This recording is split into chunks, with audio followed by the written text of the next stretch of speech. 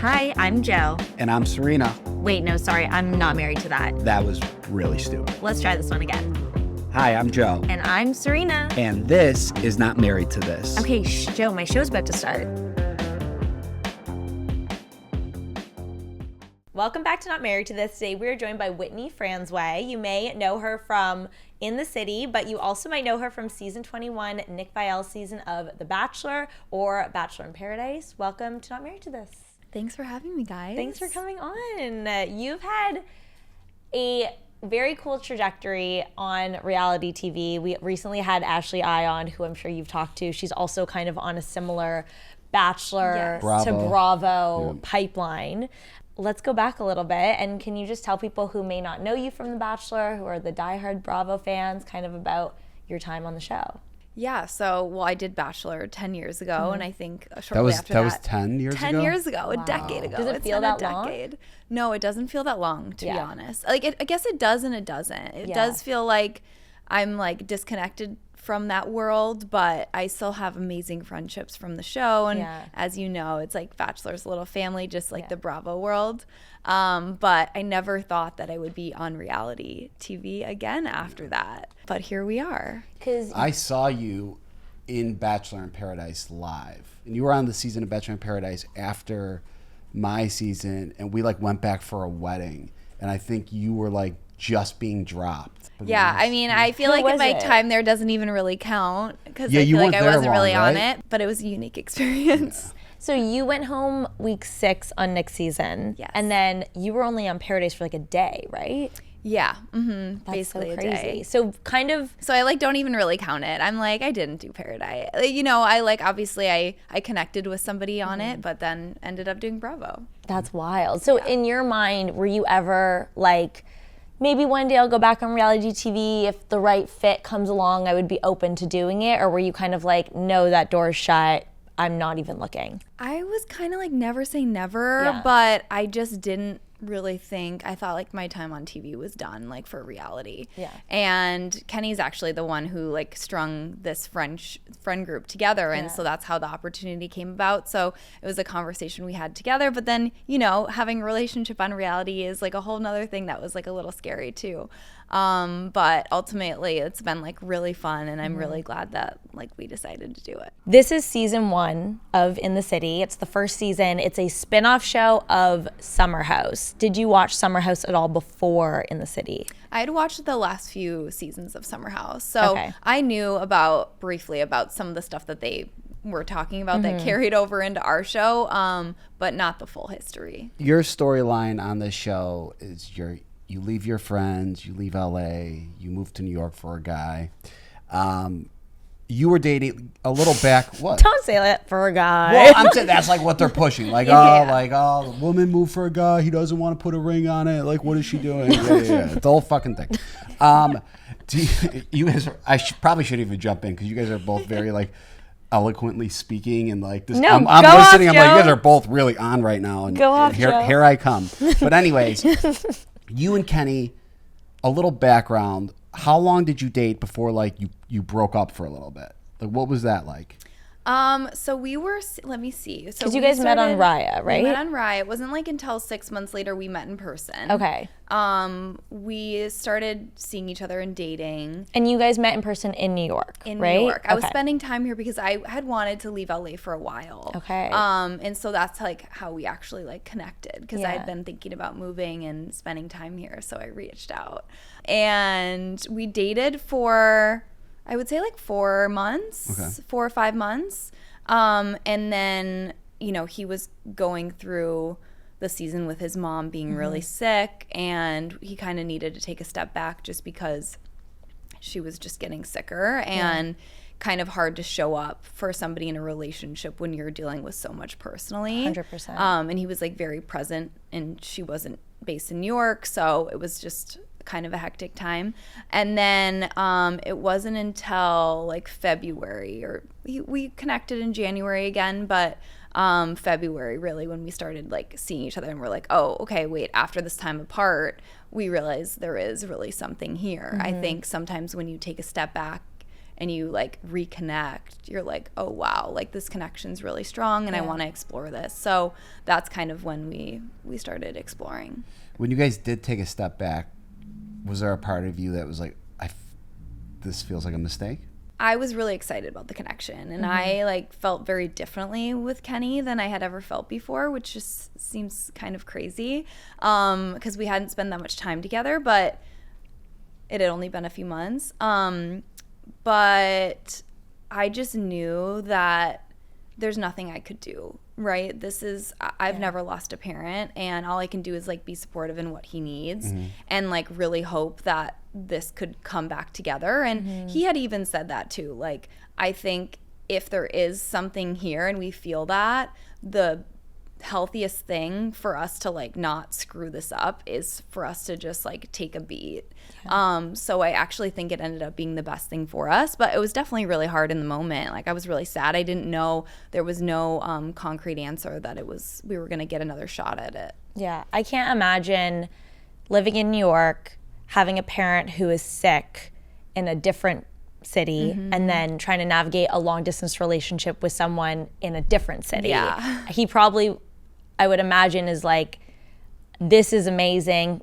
Truly maybe right person, wrong time. Yeah. I don't always believe in that. I feel like sometimes people use that in situations where it's like, nah, wrong person, wrong time. But I feel like this is a prime example where truly he had so much going on in his life. And that's why it was frustrating, because I'm like, it does feel like right person, wrong time. Yeah. And I just hope that we do get the time, but there just wasn't that certainty. And I think I'm glad that it happened, like our evolution happened the way that it did, because I think it was the healthiest approach. And I think if I think there would have been too many scars, and like he wouldn't have been as present as I wanted, and like I could have gotten hurt, or like we could have like kind of, I don't want to say like trauma bonded, but like he could have leaned on me and then not been sure, like, was this because we went through this together and or is it because like we're really meant to be? So it was definitely the like right mature approach, but it was hard in the moment. Yeah. No, definitely, because you hope that you'll come back together, but you don't know for sure. Definitely. Was there a spark? Not the spark comment. Was there? She's like, I'm triggered. Did you feel a spark when you guys like first met like in person? Was there a spark there? Yeah, definitely. We actually got a drink before a dinner that I had, and I just like wanted to like keep hanging out. Like, we kind of dove deep right away on like self-work and self-growth and all these topics that I felt like usually aren't talked about on a first date. So it was like, whoa, like there's like an intense connection here, just based on even like how it started. So you were living in LA for about 6 months while you guys dated long distance. Can you tell us a little bit about what your life in LA was like before you moved to New York? I feel like, honestly, why New York was on my mind is I wasn't really utilizing the city anymore. Like, I have such a close-knit group of friends in LA, and everyone's like coming to my house, or we're going to someone's house. I feel like the Where did you live? On the west side in Marina Del Rey. The social scene just hasn't really come back in LA since COVID, and so I wasn't even really like putting myself out there to date that much, and was just so comfortable that's why I was exploring New York. But I feel like Kenny and I dating long distance at first, like there's so many positives to that, and even though there are downsides, it really forces you to communicate. And I think what we did really well was like we got on like so many FaceTimes like every single day. So we're getting that FaceTime, but in a long distance relationship, if you're not having meaningful conversation, like the relationship's gonna die. So I think that it definitely expedited things, and then like expedited us traveling together and like spending more like longer periods of time together to kind of like figure that out quickly. Did you have a deadline for long distance? Because I would. That was gonna be a question too. Yeah, no, it's definitely a good question. I didn't have like a deadline for it, like a timeline, but we did start off like dating when I was in a place of looking to move. So like I knew that I was kind of like, okay, maybe a year from now or in like 8 months from now, I'm like looking at moving to New York. So that was like always on my mind. So there was no concrete timeline, but that's kind of like what I envisioned for like my next 8 months to a year. So you would have moved to New York without Kenny? Yeah, I was looking at moving before. So Bravo was wrong. You didn't move for a guy. I didn't move for him, but obviously it was a huge nudge and made me feel a little bit safer doing that big of a move because I didn't really have a community in New York. Yeah. So it was like starting over. Yeah, it sounds like you were already interested in moving to New York. Obviously, you work in the content creator space. It's a great city for that. You kind of already wanted to change. I would imagine it just kind of gave you a heightened level of comfort moving here with a partner because you are like, okay, you're going to expose me to a social scene that I maybe wouldn't have access to if I was moving here by myself. I totally, in a way, relate to you because I would not have moved to New York if it wasn't for Joe. We moved here together. Yes, I was engaged, but it was Bachelor. So, I mean, it was more, we were doing long distance, and for us, I wasn't going to marry him until we lived together. And I didn't even see it. I mean, yeah, every decision comes with sacrifice, but it was like, we're committed to this relationship, and this is kind of the next step for our relationship. How did it feel having your decision to move here without an engagement ring questioned? You know, this is like 2026. Everyone like lives with their partner before they get engaged. Yeah. Oh, not everybody, but I feel like a majority of the We time. would have had it because not. it obviously was a unique circumstance, but like I wouldn't want to marry someone if I didn't live well with them, and so in my eyes, you need to experience that first. Yeah. I understand how like moving across the country and like leaving so much is a big deal, but it is something that I think people didn't realize like I was gonna do regardless. So I'm glad that we're like doing things as we are, and you know, we're in a totally different place than we were, you know, last fall. And so I think as long as you're having those conversations and it's not just like, we'll see, you know, that I felt comfortable with it. Yeah, I feel like I won't move unless you put a ring on it. It's like very outdated. I mean, there are people that would be important to them, and that's totally fair. But I don't think that's the most common response anymore. Yeah, no. Because I would be like, I'm not going to get engaged to you until I've lived with you, at least in the same city. I need more data. I need to collect some more data on you. Yeah, like we're not dating for fun here. Yeah. Like we're dating like with intention that like that's what hopefully matters. going to be the outcome, and that like is what mattered to us. Yeah. How was going from a long distance relationship to living in the same apartment together? I mean, honestly, it was a pretty smooth transition. Okay, great. Other than like, you know, the decor issues with my wood shop. I feel like really live so well together. We're both very clean and tidy and neat, and we just like love spending time together. So I think it's fun to like really have those simple moments. And like create more of a routine in life together and like have that balance. Whereas like long distance, you're kind of so like hot and cold with, you know, wanting to spend so much time together, concentrated, and then you're apart. So I feel like it's just way more balanced now. But I feel like we live very well together. That's good. But like, and with long distance, and you and I we experienced this, but like you do have those like moment, you live together for a little bit. Like it's short bursts, but it's like 4 or 5 days. So you kind of are somewhat testing what it's like living with this person. Yes. Opposed to if you are dating in the same city, you really don't know. That's true. That's actually very true, because I would come and I would stay with you for a week or two, so I did have a picture. Like you knew how what your at-home habits were. Yeah, like how I woke up in the morning, and like if I was, you know, but for real, like some people like wake up and like you're like, what the fuck is going on? Especially when you're traveling with someone, right? Or like you guys were Yeah. taking a trip to meet together. It's like you might run into a situation where you're not like in your best mood that day, or like there's a flight issue and you're stuck in the airport. Like how is that person going to deal with these things? And I think it shows you who someone is a lot quicker. Yeah. How did it feel having Kenny kind of defend you and your relationship when you guys were questioned about the move without the engagement ring? I mean, as he should. As he should. As he should. I don't know. I like feel totally aligned with him on that. And was it questioning? Was it interrogation? Don't know. Yeah. We have to talk about the spark. What is your take on, I mean, this spanned a couple episodes. First it was, we don't have a spark. I mean, well, the way it was presented to you in the park was like, it was horrible. Like, mean, you I really do- felt for you because it was like, she's like, well, not only is there no spark, it's like our future's looking murky. It's like, what the fuck? Yeah. I do feel like it was broken telephone to an extent. Yeah, it definitely was. Yes. But- yeah. I mean, yes, it definitely was. These are all topics that Kenny and I had spoken about and that I knew about. But I think hearing it like so out of context. Yeah. And like the week that like all my stuff's arriving and I'm moving in and like all my emotions are so You're already heightened with all this overwhelmed. change. I started to get in my head like, oh my gosh, like the what if, like what if I'm like doing so much and like I'm like risking my heart again and I'm not aligned. Even though I knew we were, there was still parts of him that were questioning like, do I want to be married in general? And I think a lot of that had to do with, you know, not having like family in his life and like having these abandonment wounds that he has like worked on. Yeah. So I definitely was thrown off, but like if you've been around Kenny and I don't know if you guys have met him, but like there's definitely a spark. And so the fact that it was questioned is kind of funny.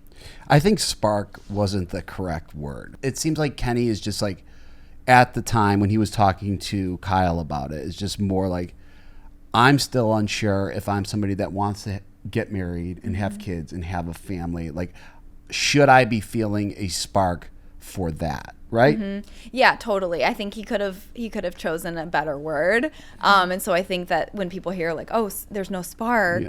that's like where their mind It's like, goes. oh, he hates her. Totally. Yeah, no, murky. It's murky. Like, I don't know if I see you clear as day in my future. But Yeah. I feel like it was more his future in general felt Well, murky. and There's the- a lot of uncertainty in his life for the last few years. I would imagine it feels scary to be like, oh yeah, I see this happening when things haven't been going as he planned already. Totally. I think it's that exactly that. Like long relationships not working out, his having lost his mom, not having his dad in his life.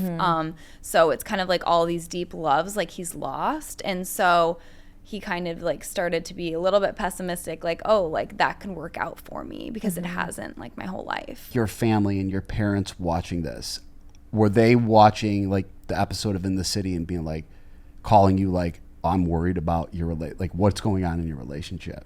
No, totally good question. As we were filming, I mean, I was having these conversations like when I'm so close to my parents, and so they have kind of known our evolution of our relationship. So they've kind of known where this was coming from. So they weren't like blinded by like what they saw on TV and being like concerned about it, because they watched me on The Bachelor too, and they sat next to me like as we watched it back. So I was able to kind of like tell them like how things really unfolded or versus on perception.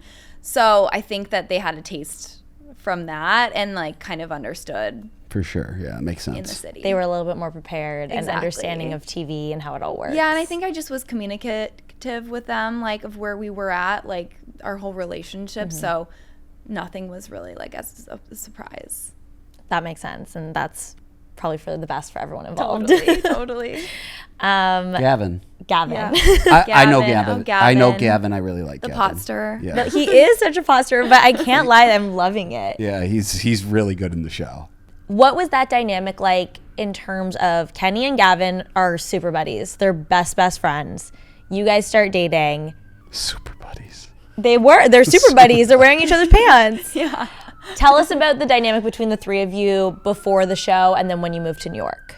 So, I mean, Gavin was like one of Kenny's first friends that I met. They were really inseparable when we started dating. And I feel like he's like known us the most, but he kind of started questioning us alongside everyone else, which was like a huge shock. Did he do that at all pre-show? He did not do that prior to the show, but Okay. during us filming the show, he had broken things off with a girl that he had been seeing. So I feel like some of it had to do with that too, of like, okay, now I'm like really single and like I don't have a partner and you have this relationship and this partner and like we're not hanging out as much because you're prioritizing that. So I think there's like some hurt in there, and it was like coming out in a weird way Yeah. of him not being like super thrilled for us or like just being caught up on your relationship so perfect. He's like, he's traveled with us. He's seen all sides of our relationship. And I feel like because we calm each other's nervous system, it doesn't mean that like we're boring or that it's perfect. Yeah. Yeah. And I mean, I'm sure single Kenny is very different in a lot of ways than Kenny in a relationship. And I would imagine that impacts his relationship with Gavin, especially when Gavin's single at the time. Totally. I think that's part of it too. It's like he wants his boy in the streets with him, obviously. Like he wants to like be out having fun, and instead he's home with me. Very true. I like when they talked about the security cameras in the bar, and Whitney, you're like, you should not be saying that. 100%. I think that's illegal. Don't. Like, I don't think you admit that out loud. I was literally watching that. I was like, oh no, this is not something you admit on camera. No. Thank you to Ashley for sponsoring today's segment. We are in our studio in New York today, our favorite place to record. And a few weeks ago, you might have noticed we got an upgrade from Ashley to their new Ashley Luxe collection. And these furniture pieces are perfect for us. I'm laughing just because you love luxury. I do love luxury, but don't we all? I mean, it's hard not to. More importantly than luxury, I love comfort and coziness, especially when we're sitting and recording. This just helps me feel relaxed so I can just be my most fun, authentic self on our podcast. Well, I think for a long time, when it comes to interior design, since I'm a professional, luxury and comfort were separate. I like agree. if something was luxury, it was usually uncomfortable. Yeah, and ridiculously expensive. Yeah. And not comfortable. It would be like stone, hard angles, tough materials. Who was making that choice? Who was saying like, this is luxury, so it's not going to be fun to sit on? Like I don't want that. I want luxury and I want comfort at the same time. I agree. And I feel like the Ashley Luxe collection makes it comfortable and luxurious, and also something that will last for a long time. The reality is we need furniture pieces specifically in our home and in our studio to be functional. We are using them.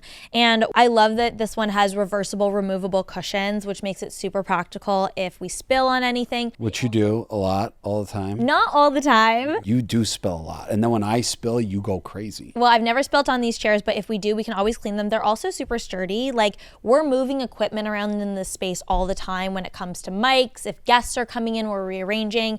And these things, yes, we can move these chairs, but they're only moving when we want them to move. They're not slipping and sliding around the space, which is great because they're so large. We'll sometimes have two people sit on one of them, and we want it to be comfortable for our guests. That's the most important thing. This is my size chair. I love this chair. I could live in it. This chair is called the Whitehaven Velvet Oversized Chair, and there's a reason that it's everyone's favorite when they come into the studio. And then in the back here, we also have the neo-curved console table. And I just feel like it makes our space feel very organized. I love that it has this kind of open shelving in the back with also drawers underneath. So we can, tuck away our cue cards and different things that we don't want out in the open. I like the curve because it's less intimidating in case you trip and fall.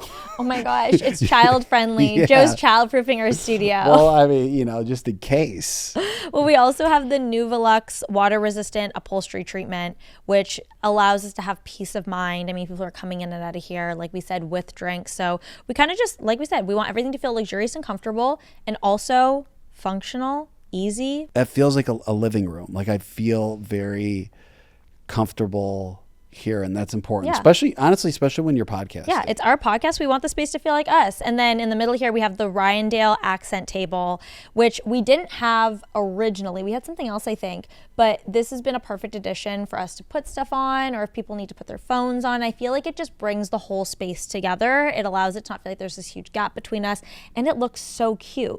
These pieces have completely changed the feel of our studio and helped us think differently about how we want future spaces to feel too. I feel like designing the studio has been like a little taste of what it'll be to design an entire apartment or home for the two of us, and has given us kind of some inspiration, don't you think? I think so. And then when we redesign our studio, maybe in a few years, we'll do Ashley Luxe again. Yeah, how could you not? Discover the new Ashley Luxe collection by visiting Ashley in store online at ashley.com/luxe. Kenny's dad. I feel like that storyline was so beautiful. I'm sure it touched so many people watching it.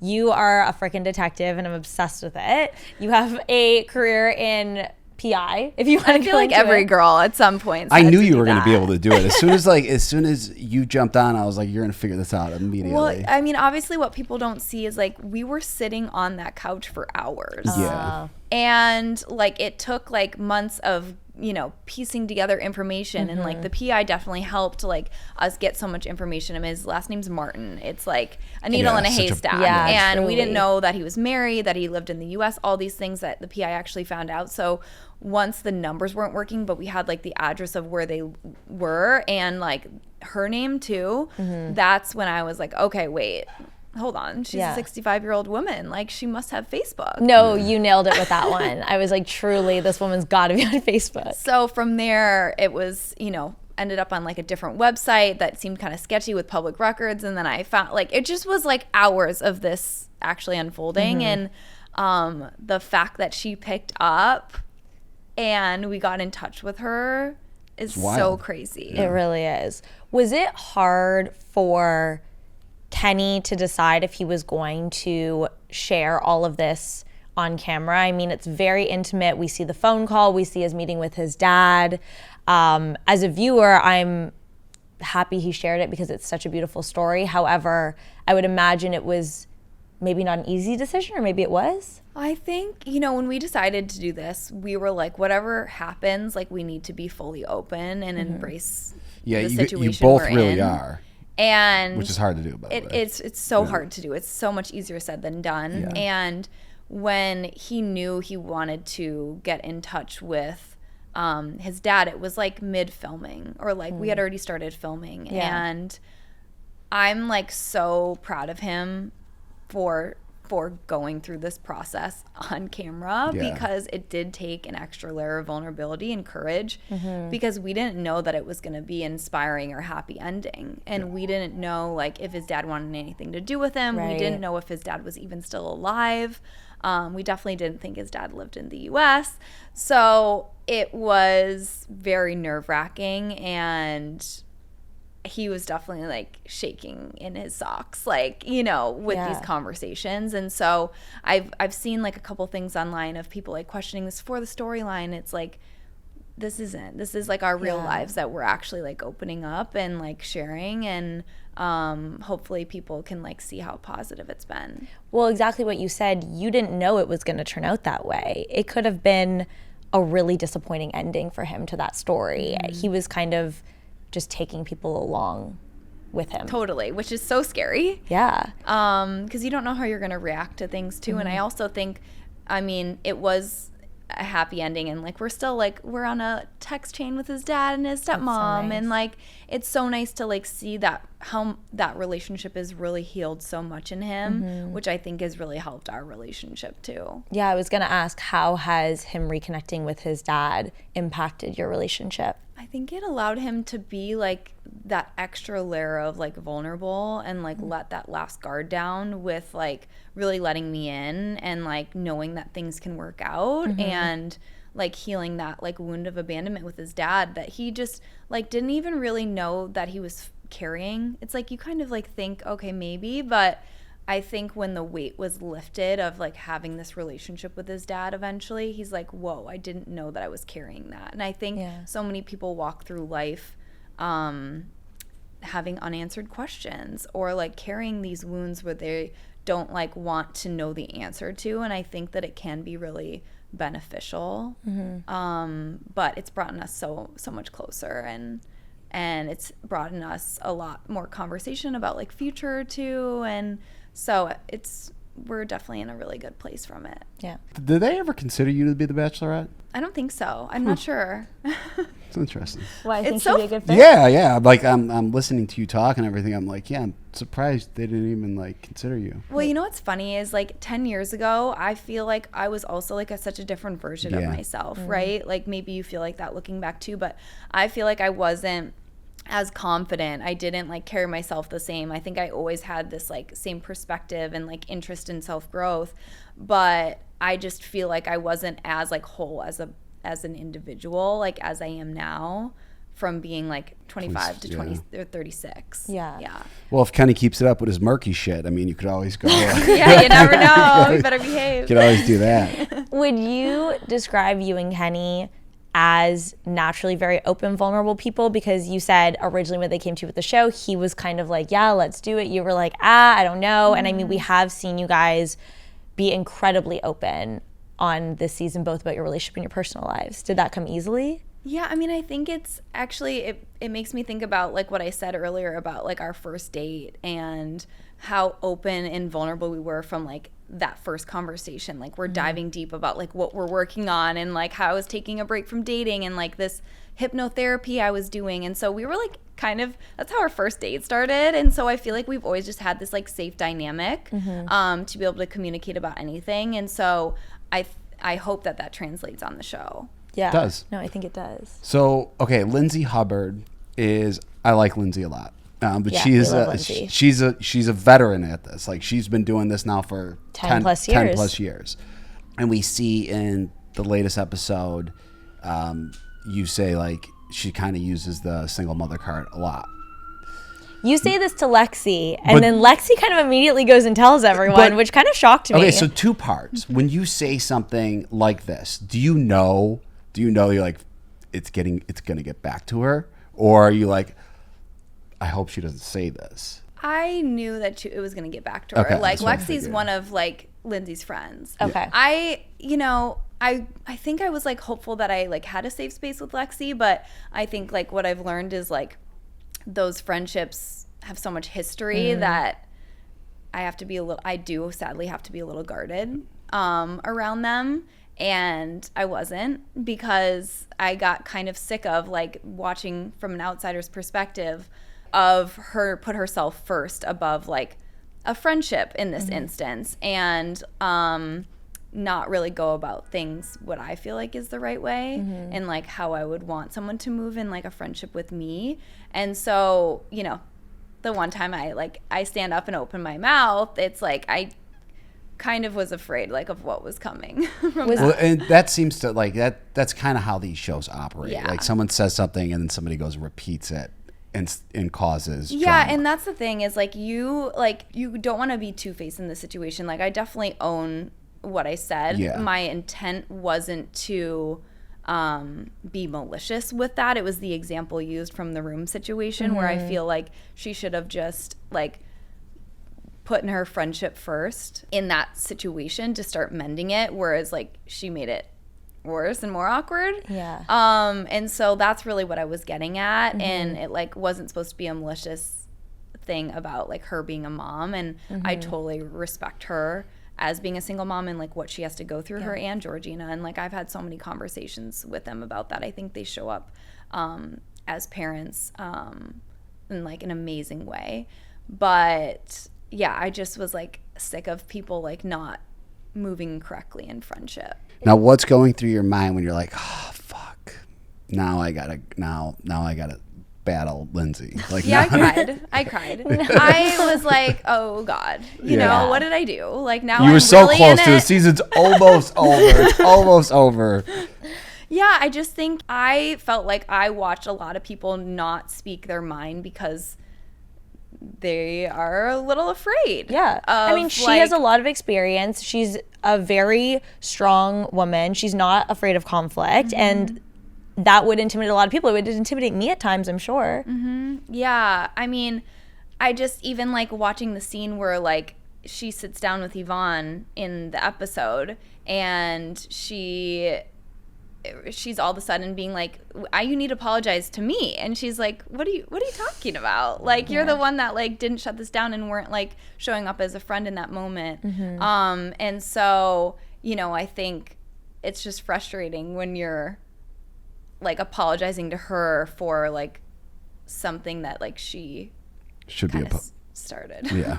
It seemed like when that's been also the really refreshing part of like you and Gavin and Kenny, because everyone seems to be pretty like strong-willed and like, okay, like this is what I think, so I'm gonna say it. Where I feel like with like Summer House, like when Lindsay would go off, people would kind of step back and be like, oh. Well, I think with Summer House, there's a degree of seniority too. She's been around on that show for 10 years. If you're new coming onto the show, it's a little bit more intimidating.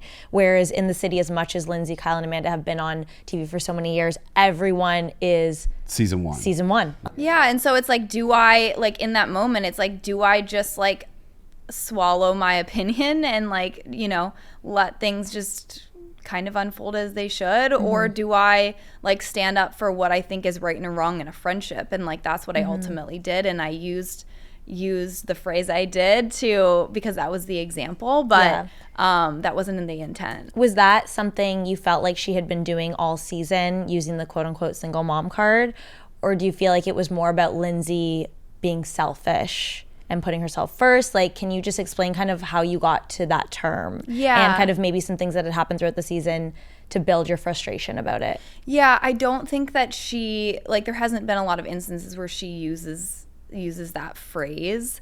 But I felt like she puts herself above others. She had kind of felt like she was, like, the most deserving one in the room at all times, and this and that. And so, like, I just was, like, sick of her always kind of getting away with these little things, where I'm like, everyone is, like, just as deserving to be here. Everyone is has just as much going on. So, like, don't demean, like, what other people kind of have going on in their life. Do you feel like that is maybe just a little bit of who Lindsay is, or do you feel like it comes from the fact that she's, like, kind of like, this is my show? Do you feel like Kyle and Amanda had a similar energy as well in that situation? I don't think Kyle and Amanda have that energy at all. Gotcha. So I'm not really sure, but I think Lindsay and I have different viewpoints and, like, a different way of seeing things and a different lens. And so I think it's also, like, you see me figuring this out, and I feel like I'm, like, figuring out, like, how she deals with things and, like, who she is, and, like, maybe it comes across more harsh to me because I'm not used to being around, like, a friend like you're that just has super this harsh different. of a personality, of just, like, being so honest and upfront. And so I think, you know, maybe it for me, I take it as, like, a little bit more sensitive than the way that she means it to come across. So I think it's just, like, a learning experience with her and I and, like, our friendship. Yeah, that makes sense. I want to talk a little bit about the Kyle Amanda relationship. Obviously, West is involved in this conversation too. Yeah, I mean, you guys like film in the city, and then were you sitting around when all this came out, like, oh, this show's gonna, like, people are gonna watch this show now? Well, like, you guys people, picked like, cameras back up when all that happened, right? Yeah, I think just they did. Okay. Kyle and Amanda and Wes, like, you see that's opening scene and the ending scene, I think is what they picked up. But no, I mean, I had no idea. Like, I knew that Kyle and Amanda, like, they just weren't seeing eye to eye, and they weren't like compromising at all, that like this wasn't gonna, like, end well for them. But I did not see this coming at all. And so I think I was just as, like, shocked as everyone else, and I didn't know what it was gonna do for our show, to be honest. I was like, are people gonna want to watch now? Are people still gonna be interested? Because now, like, so much has happened and evolved in their relationship together. Like, how does this affect the show? When you met Kyle and Amanda and they were going through all, like, this separation, like, 1 month to, like, a year, was it kind of obvious, like, this is coming to an end, like, this isn't going to work out? Or did you think there was hope? I think taking space can be healthy, but it just felt like when we asked them, like, what is your plan here? Like, I think there has to be a plan in place if you are going to, like have that separation, and it just felt like there wasn't a clear plan.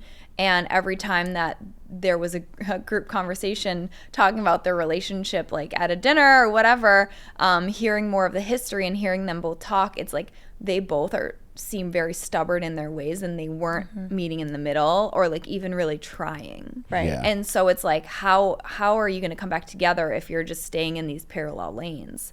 So it wasn't, like, looking super hopeful from, like, where I was sitting at that time.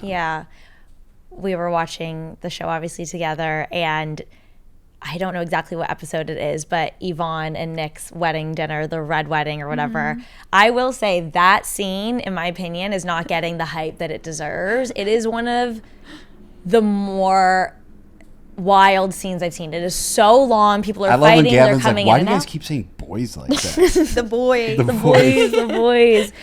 I would imagine for me that would be the most insane scene to film. Do you have a scene from the season that you were like, this was the craziest part to film? I mean, I think that episode was wild. There was so much going on. There was the Kyle Amanda drama. Gavin kept like bringing those. He kept poking to bring up these conversations. The Danielle Yvonne conversation. And then Lindsay and she Kyle. calls people she called her a bitch immediately. I was like, whoa, fuck. Yeah. At least let it build up to that. He was like, bitch. And then Kenny goes in the ride the next day. He's like, yeah, that calling the bride a bitch is a niche move.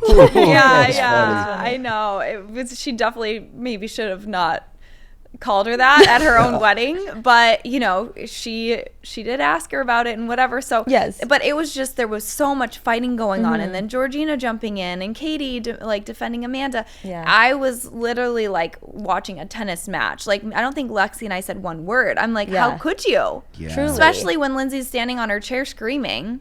Like, I'm like more like gonna hide under the table. I'd be hiding behind my martini glass for sure. Other than Kenny, who are you closest with on the cast? I definitely got close to Lexi and Yvonne. I feel like I've built friendships with them like on and off camera.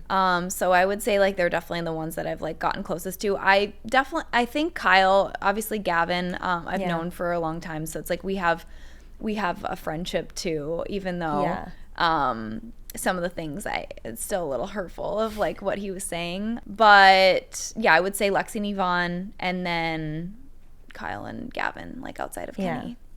How did you feel going in to film the reunion? I was a little nervous. You know, we had to do Women Tell All, right? Yes. So it was like, okay, like we'll talk about things and is it like similar? We'll move on. Like 8 hours, you're sitting, you're filming, boom, boom, boom. It's a long time. It's similar, but it is nasty. Yeah. Nasty. It is nasty. It is a lot of drama. It's a lot of yelling, a lot of tears. Oh my gosh. Definitely way more intense than I was expecting. Yeah. What were you most nervous for going into it? Well, I knew I was going to have to address my comment at the end of the season towards Lindsay. And I feel like, you know, I just didn't know. Like, you see on this finale, you'll see us have a conversation. You'll see me have a conversation with Lindsay and Georgina. And I feel like not that it got resolved, but like they heard me. And I don't think they heard me at the reunion. Interesting. So, but you'll have to stay tuned to watch it.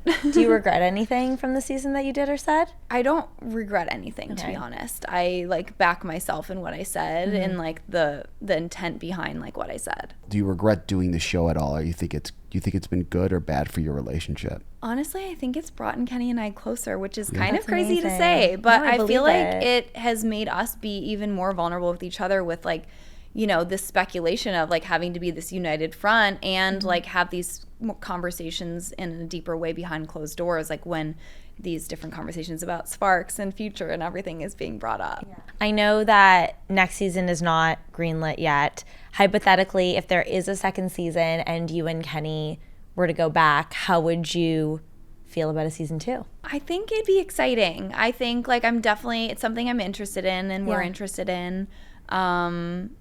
I don't know. And like, I'm hopeful, I guess, that a lot of the relationships can start off like on the right foot. Do you think there's a world where Kyle, Amanda, and West are all a part of season 2 of In the City?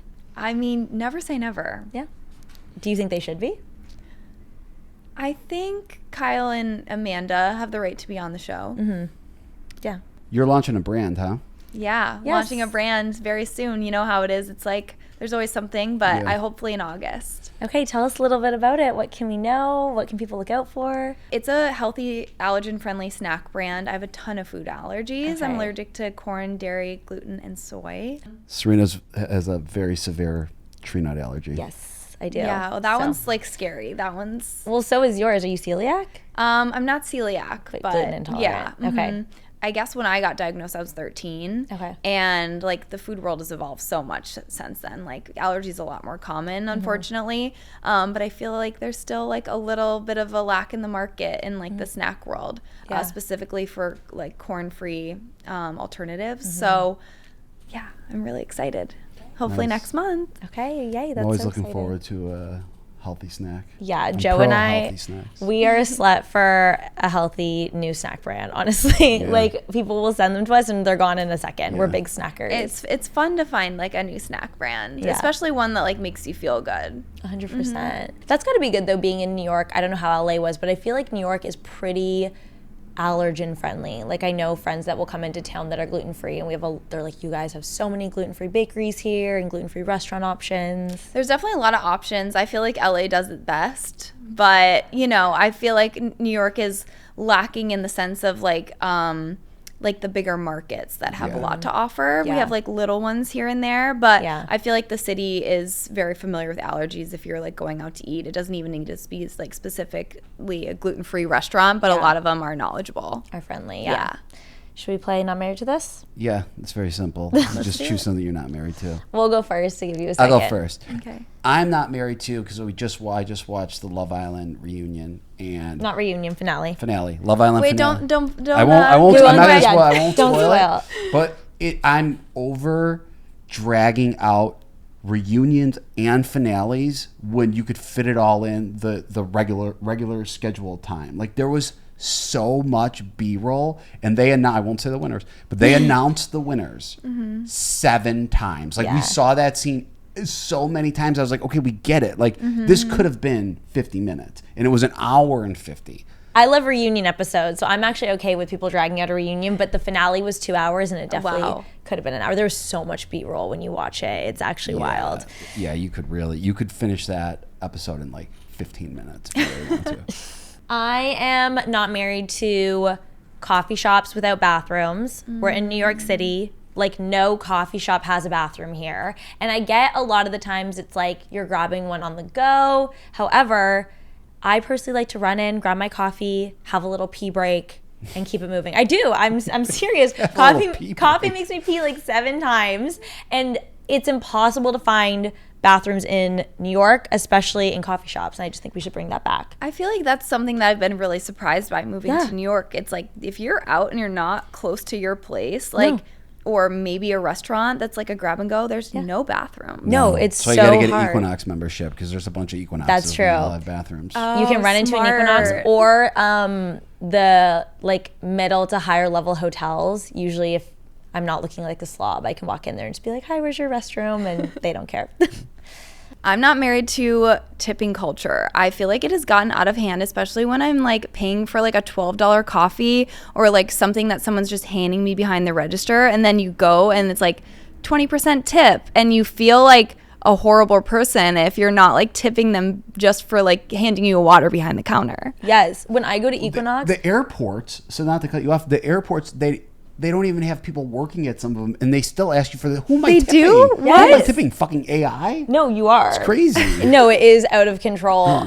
It's crazy when I get a water and ask for a tip. Yeah. Also, I saw a TikTok or something of, I think it was a DoorDasher complaining that someone didn't tip them up front because you'll pay for your order and it'll ask you if you want a tip.